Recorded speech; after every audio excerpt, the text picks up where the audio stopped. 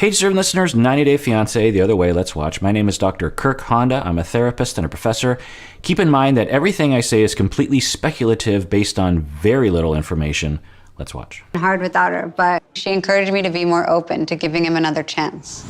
I think, being his abandonment issues that he has, he probably thought, oh, she's gone now. Took my baby and she's gone. I'll never see her and him again.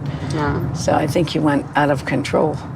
All right, so the mom is trying to conceptualize Biniyam's behavior, or at least their perception of his behavior. Because as I've been saying for weeks now, he, on one end, there's a possibility that he cheated with multiple women and callously lied about it and rejected Ariela. I mean, that's possible. We don't know. On the other end, he didn't cheat at all. There was no even, edging towards cheating. He was just working at home and having a few friends over at his house. And his family members were freaking out and calling Ariela and the mom saying, women are coming over to the house because, it was unseemly or something. And there's nothing wrong with what Biniyam did. So we as viewers have no idea. Unless you have some special knowledge, like you were there, we don't know. Or if there's additional details, which I can't imagine that there would be. So the mom is trying to conceptualize why that happened. And the mom is saying, well, due to his abandonment issues. Okay, so we know that his parents died when he was young, and he had older siblings, but commonly that doesn't provide enough attunement to a child that you need. It's also possible that up until the time he did lose his parents, that there might have been other issues at play. Who knows? But the mom is framing it as he has abandonment issues. Okay. And even though we don't usually think about death of parents as abandonment, it feels like an abandonment to a child. Absolutely. So the child, she says, Biniyam has abandonment issues. And that led to Biniyam, when Ariela and Avi left Ethiopia, it re-traumatized him, and then he went off the deep end in terms of all these self-destructive behaviors. Well, that assumes that he had a lot of self-destructive behaviors. Now, they know a lot better than I do, so maybe he did have. But the mom did talk with Biniyam and concluded that he didn't cheat. So if he didn't cheat, then the only transgression he had was he had friends over to his house. I've been saying that from the beginning. When my wife leaves town and I have friends over, even if it's 20 friends, I'm allowed to do that, right? It's my house. I can have friends over. Biniyam can have friends over. So if he didn't cheat, then his only... and he claims he was working. So now you could say, you're working on music. It's not really working. Do you have a real career in music? It maybe does. Anyway, but regardless, if he didn't cheat, then I don't see anything wrong with what he did. But anyway, and the mom believes him. So why are we trying to figure out why he did all these quote-unquote terrible things when the mom doesn't even believe that he did do terrible things? Now, maybe by this point, the mom has changed her mind. Who knows? And or what I think, based on the very limited information we saw, I think the mom knows about Ariela's issues and knows she can't say the whole truth with Ariela because Ariela will reject her, the mom as well.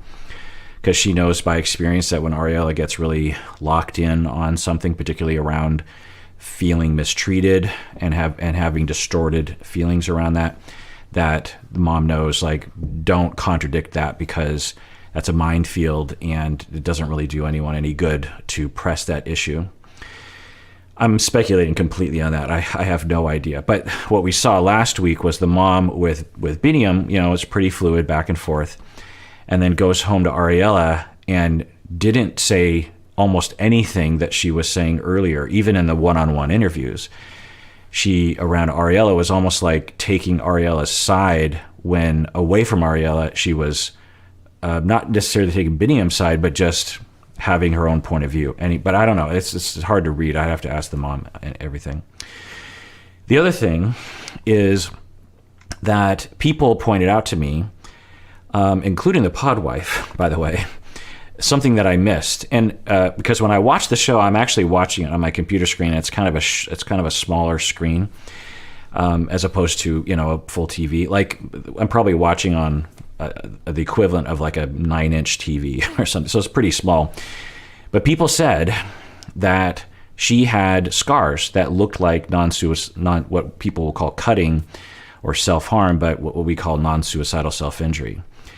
I cannot know if that is what is happening. There's other possible reasons why someone would have, I don't even know where the scars were. Were they on her arms? It's usually where they are. There are a lot of reasons why someone could have those kinds of scars, and I can't presume to know. Having said all that, when I've treated many people who have had what we call non-suicidal self-injury, and by the way, if you suffer from non-suicidal self-injury and compulsions to do so, you might want to not even watch this video or skip forward 10 minutes, because I probably won't talk about it again beyond this, so skip forward for sure. It can, hearing about it can trigger one's motivation to do it, which is obviously not constructive. So I've treated a lot of people with non-suicidal self-injury, and what I've found is that the majority of people who utilize that coping mechanism, which is the way we frame it, they are suffering from deep, deep emotional pain. And when they cut, it releases chemicals in the brain that counteract both emotional and physical pain. And the physical pain of the cutting is dampened, and also their emotional pain is also dampened. The people who suffer from that kind of ongoing emotional pain, they often will search for various different solutions: drugs, sex, being a perfect person, burying their head in the sand. There's various different ways of trying to cope, and sometimes they'll land on self-injury, or they'll hear about it in high school or something, and they'll try it out, and they'll be like, oh, I finally feel okay. By the way, if you have this tendency, or you're suffering deeply from emotional pain, obviously seek out professional help. There are medications, there are obviously psychotherapies that can help, even supportive things, even things that have to do with self-injury but aren't as dangerous. Like, there's cutting, which is blood, and then there is like ice cubes. Again, work with a therapist to develop ways of transitioning away from non-suicidal self-injury and more towards healthier, more sustainable ways of coping with your feelings. Your feelings are going to be there, and that takes a long time to heal from. What that also indicates, what in the people that I've treated, is tremendous relational difficulties when they were young. Abuse, abandonment, like severe abandonment, severe abuse. Not all the time, but usually. And we have heard nothing about that with Ariela, so we can't know anything there. But the other thing that I would see with people who have deep, profound mistreatment growing up, or at least perceived mistreatment, so let me back up. So there are people who are born very sensitive, or they're born with the tendency to perceive negatively. It's complicated, but that's just a kind of umbrella way of saying it. Match that up with even kind of minor to moderate difficulties in families, like divorce or minor conflict in the parents, or the parents are working too much, or even a depressed parent, or a parent who is physically ill for a couple years. This can cause the same amount of effect on one's personality as having tremendous amount of sexual abuse, from 0 to 10, that kind of thing. So there's a lot of roads to the PTSD and the complex PTSD and the personality disorders that emerge from that. And the schemas of I'm worthless, no one loves me, I can't trust other people, and a constant state of, sometimes we might call this disorganized attachment. Sometimes we call it there's preoccupied, there's disorganized. Both of these kind of fit in this category. And with people who are suffering in this way, long after the mistreatment has ended, the pain remains. The pain is constant with people, and they will often turn to cutting. In addition to that, they often can be highly triggered by the slightest perception of abandonment, even if it doesn't exist. I've treated people like this before, and if I, say they ask me to go over on a session, it's the end of the 50 minutes, I need 10 minutes to take a break and do my notes. And they say, can we go over another 25 minutes? And I say, I'm sorry, I can't do that for a variety of reasons. Namely, I have a client next hour, but also it's just a bad precedent to set. If we want to change the treatment plan permanently, we can talk about that, but I can't just right at the end of the session just change everything. Not usually. It's complicated, but I might push back on that. Say, sorry, I know this. I know you have a lot more to say, and we're just going to have to table it and talk next time. But rest assured, next week I will be all ears. And if you want to write stuff down, there's things we can do. Anyway, for that instance, they're putting themselves out there, and I'm, with someone else who doesn't have those kinds of injuries, they can withstand that kind of rejection, because it is, it's a rejection. To the person with the kinds of relational traumas I'm talking about, it is, you go from, they're usually like a 4 baseline pain scale anyway, and then they go to a 10, and the pain is real. They're so upset. A better example, this isn't a good example because this is literal rejection that I'm doing, but another example is someone they're texting and their partner doesn't get back to them, or they go to their partner and say, hey, would you like to go on a walk? And the partner is like, nah, I'm kind of busy. I'm working on stuff. That can cause someone to go from a 4, because remember their baseline pain level is 4, to a 10. Even though for differentiated people who were raised a lot more securely, they might feel a little rejection, but it's just, they're busy. Who cares? I'll go for a walk by myself, or I'm texting and they're not texting me back. The pain is tremendous. It is no joke over what looks to be extremely minor things. Someone doesn't text you back right away. Again, to feel like your life is coming to an end, and and the emotional pain is real. The emotional pain is I've been delineating between emotional and physical pain, mainly just the source, but the pain is the same. The pain is felt the same way. People who suffer from emotional pain, it's the same brain process. When someone stabs you in the arm with a knife and you feel pain, the pain that you feel from being abandoned and hurt by your partner, it registers basically the same. And so it's just, imagine just ongoing, like a week straight, you're between 8 and 10. And I know some of you can relate to this because of the traumas that you've been through. So all of this kind of fits, right? We can't know. We would have to investigate, and I would have to assess. This is pretty complicated, actually. Usually there's a lot of nuances to it. But if there is non-suicidal self-injury, then it's just another red flag for the kinds of relational traumas that lead to the distortions, that lead to non-suicidal self-injury, that lead to preoccupied and disorganized attachments, that lead to distorted abandonment that doesn't actually exist.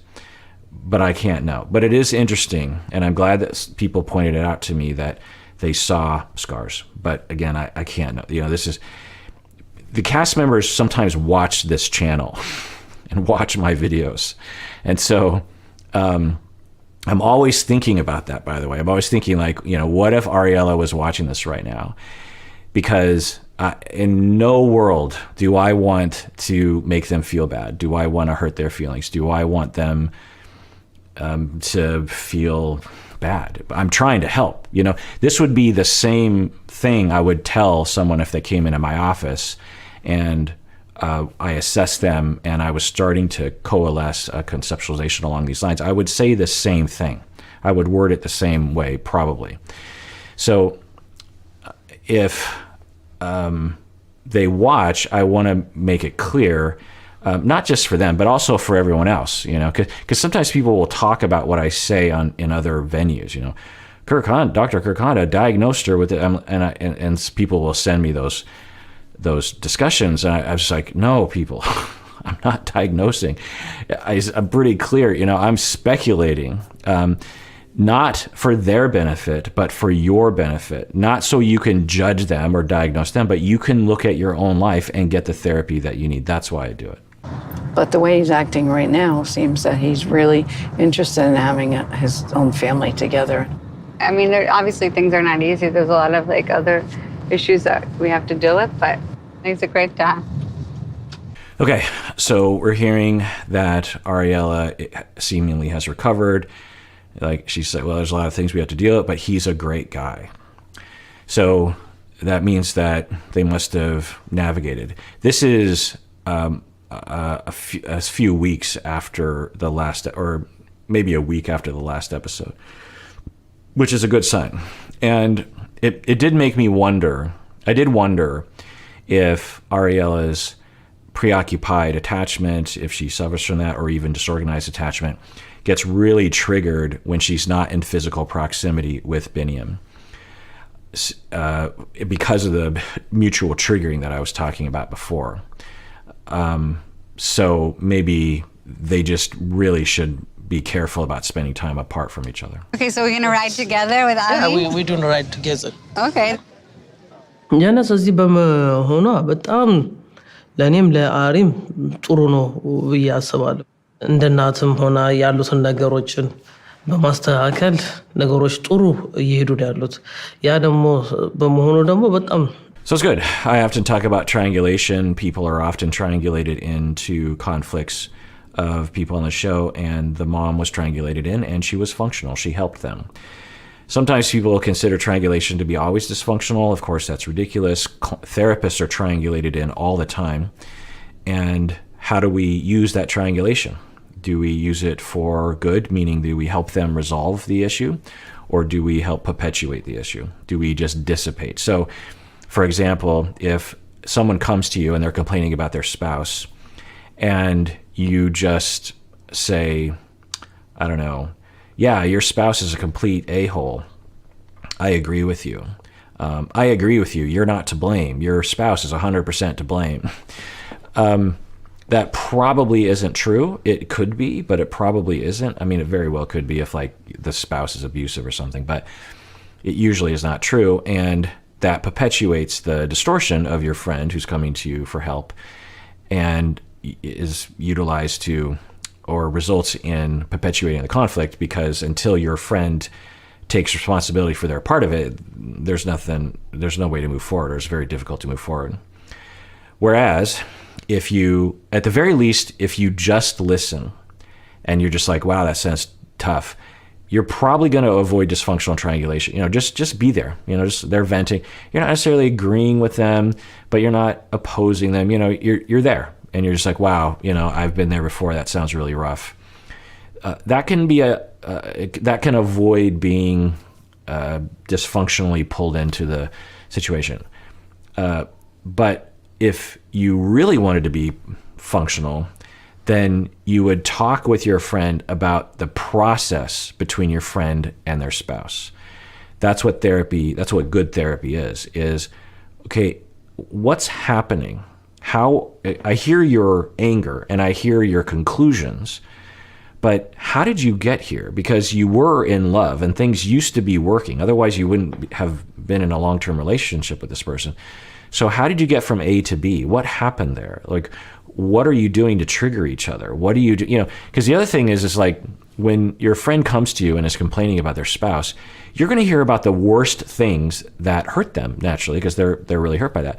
They'll say, my spouse said this and my spouse said that. And, I sometimes talk about these couples when they'll cross a line, because I would see it in my office. There would be couples, and there's this line that I perceive in my body, that I feel that when they might be tense, but they're still kind of constructive, or there's possibility of constructive conversation. Then there's this line, and crossing that line, people rarely come back from that very easily. And so once they cross that line, then people are just saying horrible things to each other, and that's usually what you're going to hear from your friend.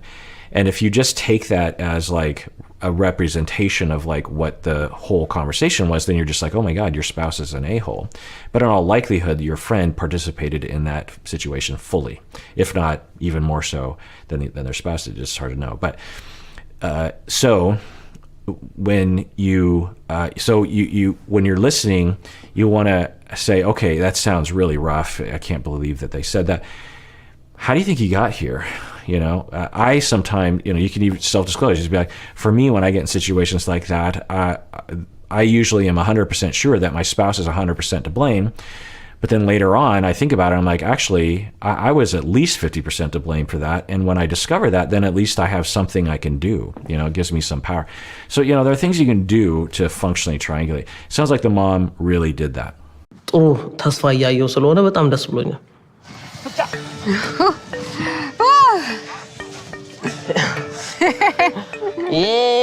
And by the way, they're still in Kenya, and Ariela said that they've been in Kenya for 2 to 3 months. So it's well after the last time that we saw them. So they have had months, several weeks of non-conflictual or overall good relationship. So we just have to keep that in mind. And when he's with the three of us and we're happy together, makes me realize how important it is to try and make things work. We learned so many things with your mother, what do you think? I think you learned a lot. You too, you learned a lot. Oh, what did I learn?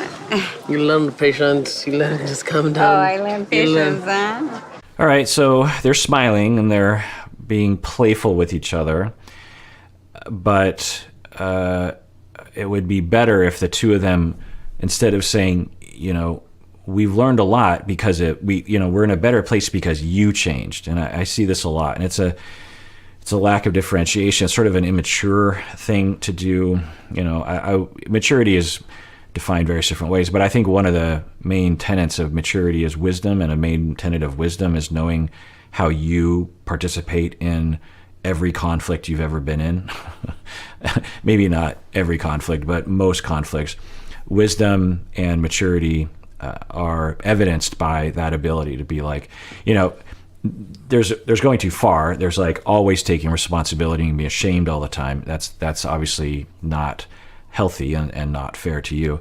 But the ability to say, sometimes the best we can do is like the ability to say, last week, it's hard when we're in the middle of it, but sometimes the best we can do is last week when I got in a fight with my spouse, or when I got in a fight with you, I made the following mistakes, and that was my fault. Imagine if both of them did that, but so that's what we're hoping for. We're not getting that, but he's saying you learned to be more patient, you learned to calm down, and she's saying, oh, really? That's what I learned? Okay. The point is, baby, that, I'm happy. I wanted to come here so that we could just spend time together as a family and we could fix ourselves. When I went to the U.S., I felt like your behavior just changed out of nowhere and you are acting like a different person. So I don't know, but if we're going to continue with the hypothesis I was mentioning earlier, when there isn't physical proximity, it triggers us, triggers all of us. If you're, apart from your significant other for 6 months or, I don't know, a few weeks, even just a few days, we start to feel distance. We start to feel like our, distance. And when we have abandonment traumas and being mistreated traumas, then that triggers all of that, right? And then you start to feel a lot of pain, and then you start to get angry, and you start to get concerned, you start to get hypervigilant, you start to get very preoccupied, you start to have moods going round and round. And then you look at your partner through that lens, and they look differently. For those of you who have what I am talking about, you know what that feels like. You'll look back at a fight you had last week, and you remember how you saw your partner, and you're thinking, in that moment, I saw my partner as an evil, conniving, gaslighting, terrible, psychopathic person. why did I think that? Well, because we don't see reality. Everything's filtered through our emotions. And so when we're in a tremendous amount of pain that's caused by triggering of past traumas, then our partner can become quite evil. I don't know if that's what's happening right now, but if Biniyam did not cheat, which I assume Ariela believes, because if he cheated as soon as she left town with multiple women, I'm guessing she wouldn't be in the relationship. I'm just taking a guess.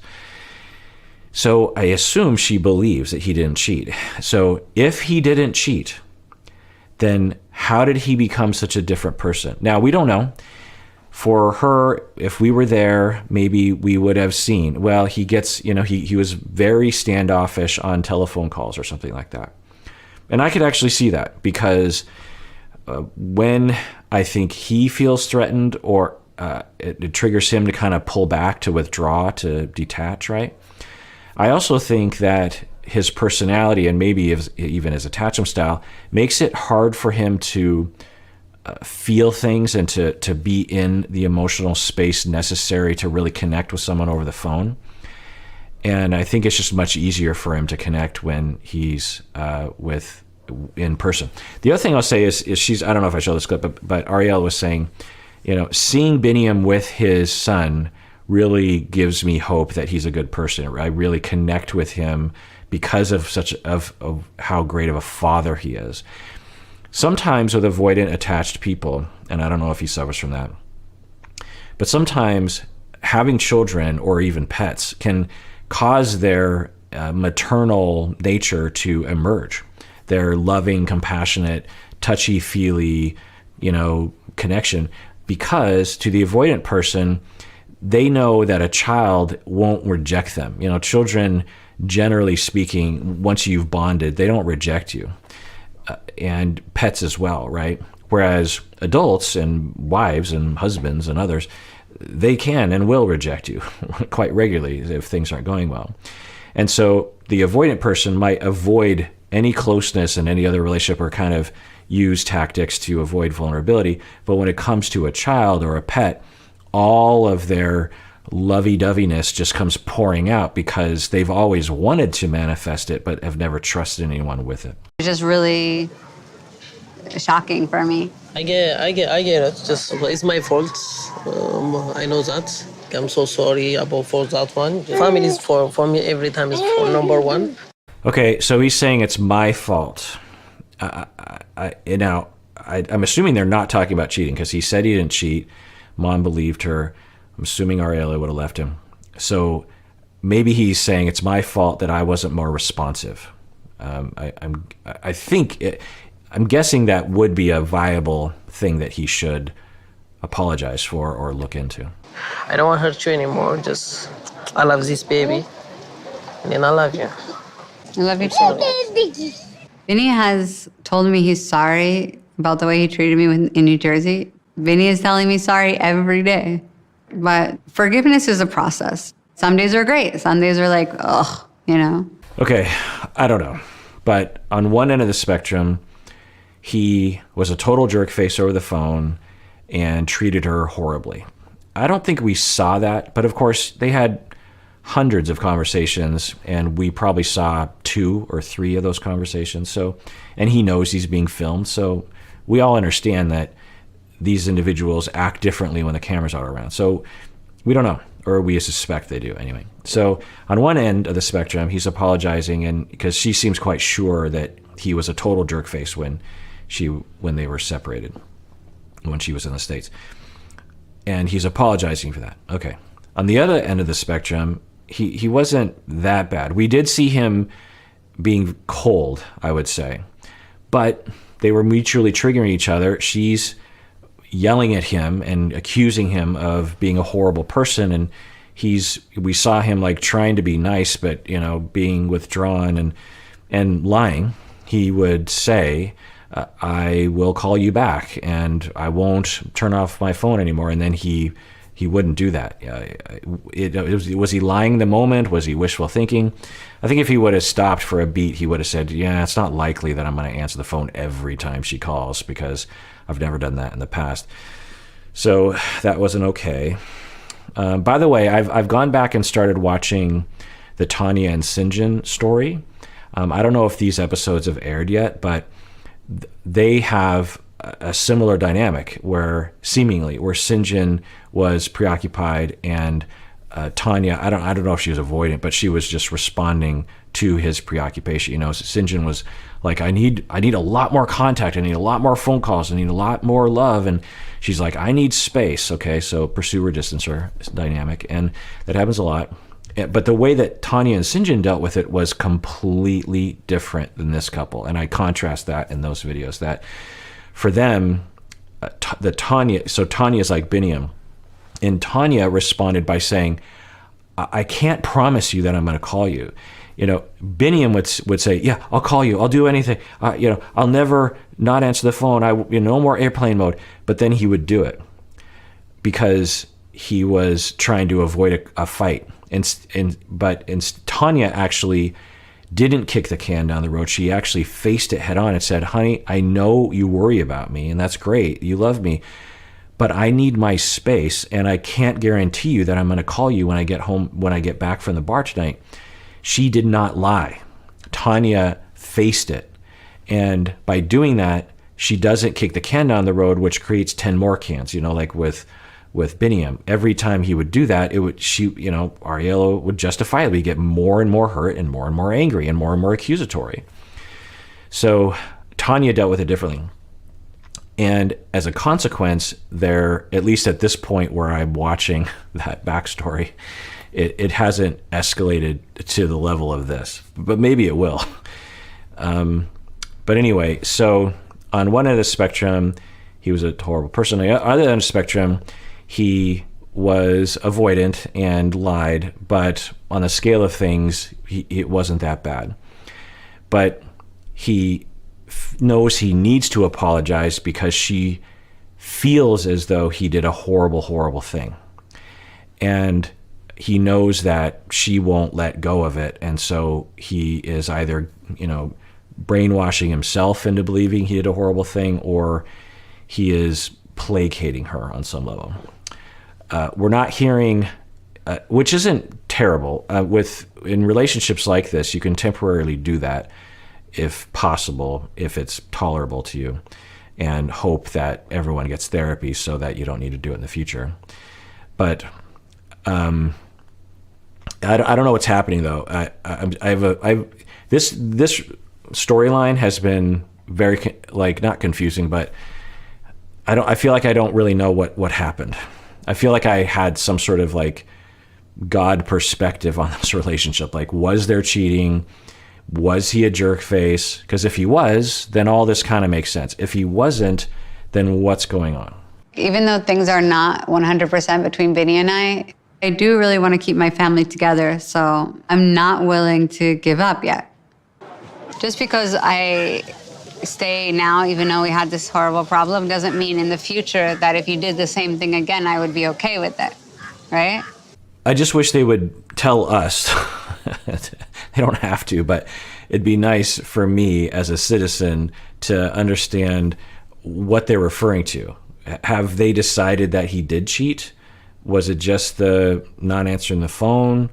What exactly are they talking about here? What's he apologizing for?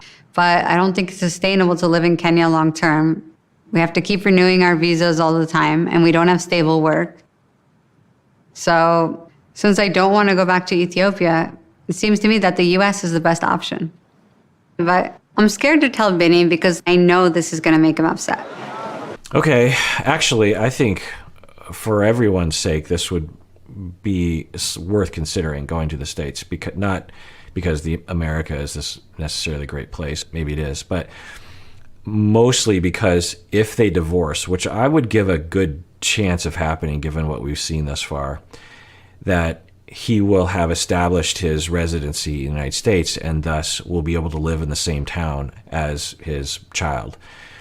Because if they split and he doesn't have the freedom to live in the United States, I'm guessing he'll never see his kid, or very rarely will he see his kid again.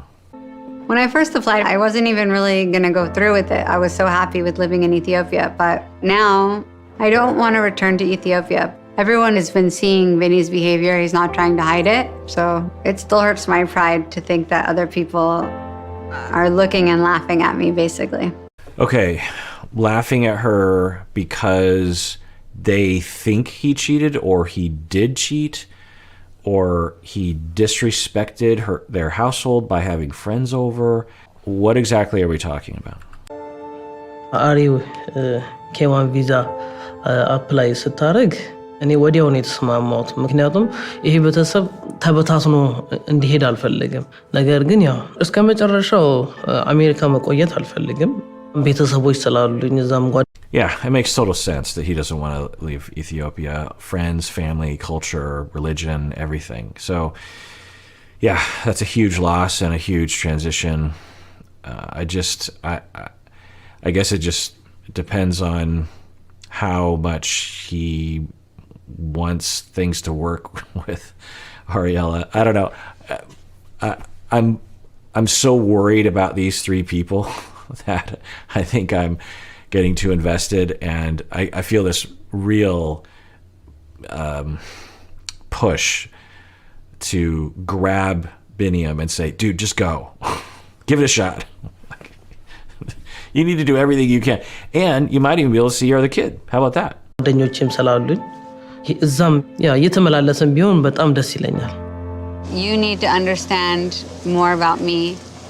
And that means that you need to know where I come from and what my life was like before I met you. You want to take me America? Yeah, we can do that. I mean, I'm glad that he's cool with it. He seems flexible on that. That's great. Yeah. Okay. You know, I could see it working when they're in the same town.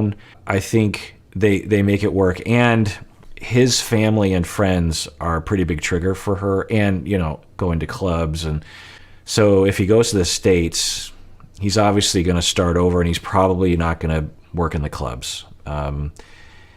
And it'll probably be a whole other kind of situation. You know, I could see that working for the three of them.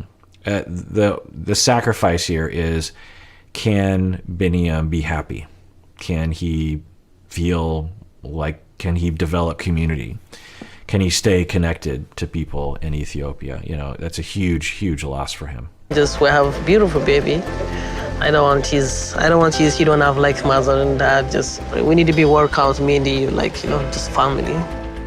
አሁን አሪ ባለችው እሺ ነው ያልኩት። ምክንያቱም ሌላ እንደገና ሌላ ጭቅጭቅ ማንሳትም አልፈልግም። ግን ወደፊት በደንብ እንነጋገራለን ብዬ ተቀበል። All right. I don't know what he's exactly saying. On one hand, it sounds like, well, at the very least, none of it is encouraging, but I'm just wondering how horrible it is what he's saying. So on one hand, he could be saying, I just agreed because I knew that that's what she needed me to say to her.